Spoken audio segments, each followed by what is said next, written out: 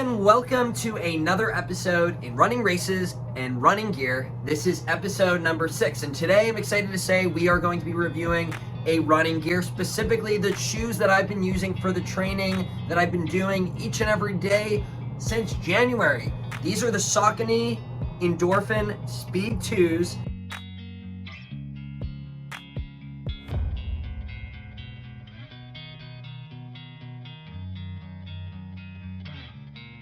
I've been through tons of different runs in random weather, in different trails and tracks and streets.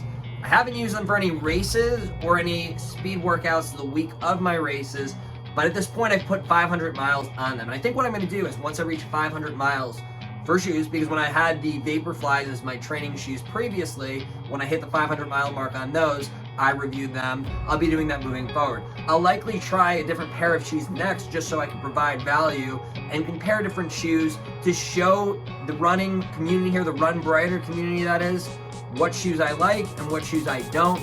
So this way when you go ahead and you buy a shoe, you know it's from a non-biased source. I'm in no way affiliated with Saucony or any other running brand at the moment, so you can know that this is fully unbiased.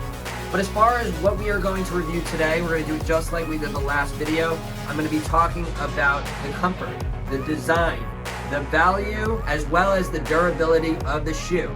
So we'll jump right into it here. We're going to first start with the comfort. These shoes are very comfortable.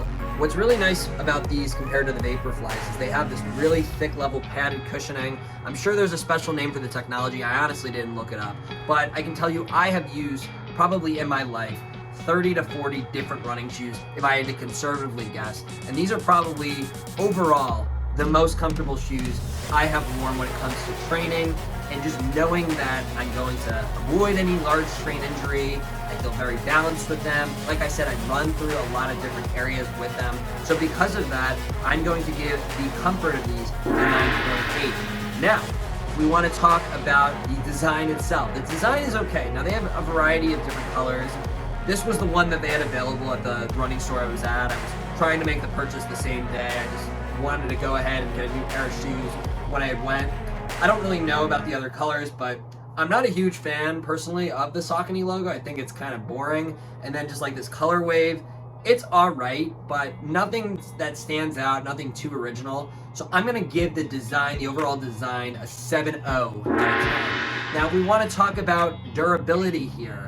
Durability is, of course, how long these shoes last. Like I said, I'm at 500 miles right now. It's awesome to say I've been able to run that, and yes, you can see some dirt at the bottom. I do have some holes here, as you can notice, but these shoes are still wearable.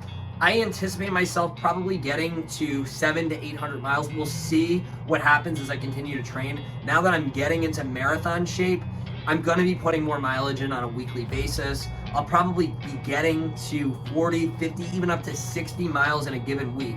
So these shoes might only last me another 1 to 2 months, but the fact that I'm able to put on as many miles as I am, and these shoes are probably gonna last close to 6 months, gives me good reason to give the durability of these a 9.3 out of 10.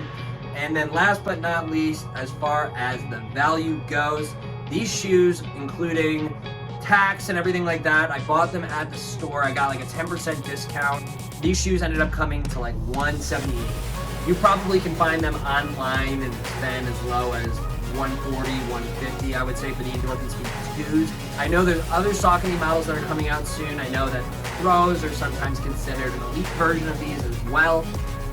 But overall, even if you're spending that $150 at a minimum or the $200 at a maximum, I think they're a good value, just based on the fact that you're getting at a minimum 500 miles out of these, and for me, I'm seeing probably 700 or 800 miles. I wouldn't be surprised if someone could get these up to 1,000 if you take really good care of them, and if you're running mostly like on a track or a flat surface, something that doesn't have any sort of like debris that could potentially damage the shoes like I normally run through at points. And so because of that, I give the value of these 8.8 out of 10.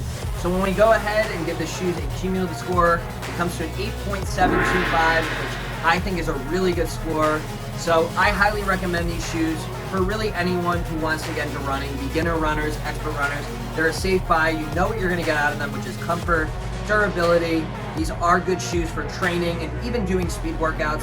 I don't fully recommend these for competitive races, especially after you put a lot of miles on them, I would recommend getting a shoe like the Vaporflies or a cheaper racing shoe to make sure that you're able to, reach that PR and get what you're looking to get out of that race. But if you have fear of injury, you have past injury you've seen, then go ahead and run a race with these. You'll still put up a good time.